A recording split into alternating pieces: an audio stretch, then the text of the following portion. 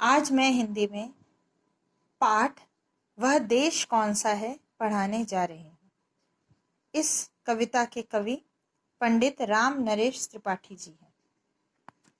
द्विवेदी युगीन राष्ट्रीय काव्यधारा के पोषक कवि श्री राम नरेश त्रिपाठी का जन्म सन 1889 ईस्वी में जौनपुर जनपद उत्तर प्रदेश के कोयरीपुर ग्राम में हुआ था। द्विवेदी युगीन में महावीर प्रसाद द्विवेदी के समय के लेखक कवि हैं और राष्ट्रीय काव्यधारा मीन्स देश के बारे में जो लिखने वाले जो कवि हैं उनको राष्ट्रीय काव्यधारा के पोषक कहते हैं। इनकी प्रारंभिक शिक्षा पर घर पर ही हुई तथा इन्होंने हिंदी, बांग्ला तथा अंग्रेजी भाषाओं का भी अध्ययन किया। इन्होंने लगभग 20,000 किलोमीटर की पदयात्रा कर अनेक ग्राम गीतों का संकलन किया एवं उनको अपनी काव्य शैली में प्रस्तुत किया। बाल साहित्य के सृजन में भी इनका महत्वपूर्ण योगदान है। सन 1962 में इनका निधन हो गया। त्रिपाठी जी मननशील, विद्वान तथा परिश्रमी थे। काव्य, कहानी, नाटक, निबंध, आलोचना तथा लोक साहित्य आदि विषयों पर इनका पूर्ण अधिकार था। इनकी प्रमुख रचनाएं हैं पथिक, मिलन और स्वप्न, मानसी, कविता कौमुदी, ग्राम्य गीत, गोस्वामी तुलसीदास और उनकी कविता आलोचना। इनकी रचनाओं में नवीन आदर्श और नवयुग का संकेत है। इनके द्वारा रचित पथिक और मिलन नामक खंड काव्य अर्थात अत्यंत लोकप्रिय हुआ। इनकी रचनाओं में राष्ट्र प्रेम, प्रकृति चित्रण और मानव सेवा की उत्कृष्ट भावनाएं प्रभावी ढंग से चित्रित हुई। यह कविता देशभक्ति की कविता है। देश के लिए जो प्रेम है या देश का जो हमारे देश की जो बनावट है, इसी का वर्णन कवि यहाँ पर कर रहे हैं। मनमोहिनी प्रकृति की जो गोद में बसा है, सुख स्वर्ग सा जहां है, वह देश कौन सा है। कवि कह रहे हैं कि जो सुंदर प्रकृति की गोद में बसा है और यहाँ रहना स्वर्ग जैसा अनुभव करता है, वह देश कौन सा है। जिसका चरण निरंतर रत्नेश धो रहा है, जिसका मुकुट हिमालय, वह देश कौन सा है। रत्नेश मीन्स समुद्र जिसमें रत्नों की खान होती है। चरण हमारे देश के दक्षिण में जहां पर हम एक भारत के नक्शे में जैसा लगता है कि वो पैर है। चरण समुद्र धो रहा है और मुकुट जहां पर हिमालय रेंज है वो मुकुट जैसा प्रतीत होता है। देश का सिर है, वहां पर हिमालय है। तो हिमालय कैसा है, भारत के मुकुट समान है। वह देश कौन सा है, कवि पूछ रहा है। नदियां जहां सुधा की धारा बहा रही है, सींचा हुआ सलोना, वह देश कौन सा है। नदियां जहां सुधा की धारा, सुधा मीन्स अमृत की धारा बहा रही है और जो देश को, नदियों का पानी जो है वो पूरे देश को सींच रहा है और सलोना बना रहा है, सुंदर बना रहा है, वह देश कौन सा है। जिसके बड़े रसीले फलकंद नाज में वे सब अंगने सजे हैं, वह देश कौन सा है।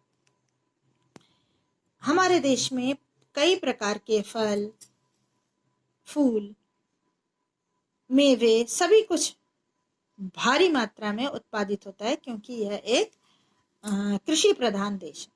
तो कवि भी वैसे ही कह रहे हैं, जहां रसीले फल, मेवे वगैरह आंगन में सजे हुए हैं, वह देश कौन सा है। जिसके सुगंध वाले सुंदर प्रसून प्यारे दिन रात हंस रहे हैं, वह देश कौन सा है। जिस धरती पर सुगंध वाले प्रसून का अर्थ है फूल खिले हुए हैं, वह देश, और वो भी दिन रात हंस रहे हैं, मुस्कुरा रहे हैं, वह देश कौन सा है। मैदान गिरी वनों में हरियालियां लहकती आनंदमय जहां है, वह देश कौन सा है। मैदान गिरी, मैदान मीन्स मैदान, गिरी मीन्स पर्वत, जंगल, जहां हरियाली ही हरियाली है, वह आनंदमय देश कौन सा है। जिसके अनंत धन से धरती भरी पड़ी है, संसार का शिरोमणि वह देश कौन सा है? आप सभी को पता है कि हमारे देश में मिनरल्स बहुत मात्रा में पाए जाते हैं। हीरे हो गए, कोयला, लोहा, यह बड़े बड़े देशों के बराबर हमारे यहाँ पाया जाता है। तो वह संसार का शिरोमणि, जहाँ पर अनंत धन धरती के अंदर पड़ा हुआ है, और संसार का शिरोमणि, शिरोमणि मीन्स संसार में जो टॉप पर है, उच्च स्थान ग्रहण करता है, वह देश कौन सा है? पृथ्वी निवासियों को जिसने प्रथम जगाया, शिक्षित किया, सुधारा, वह देश कौन सा है? हमारे देश की जो सभ्यता है, भारतीय सभ्यता या इंडस वैली सिविलाइजेशन कहते हैं जिसे, वह बहुत प्राचीन है।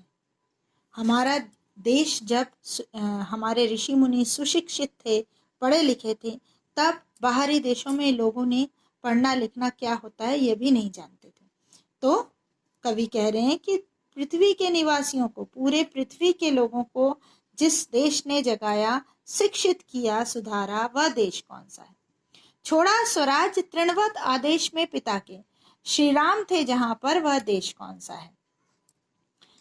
एक तृणवत, तृणवत मीन्स घास के तिनके के बराबर एक छोटे से पिता के आदेश पर जिसने अपना पूरा साम्राज्य छोड़ दिया, वैसे श्री राम जहां पर जन्म लिया, श्री राम ने जहां पर जन्म लिया है, वह देश कौन सा है?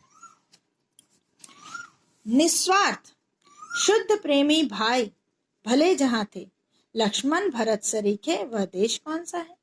और श्री राम से प्रेम करने वाले लक्ष्मण और भरत सरीखे, निस्वार्थ प्रेम करने वाले वो जो भाई हैं, वह जहां मिलते हैं, वह देश कौन सा है?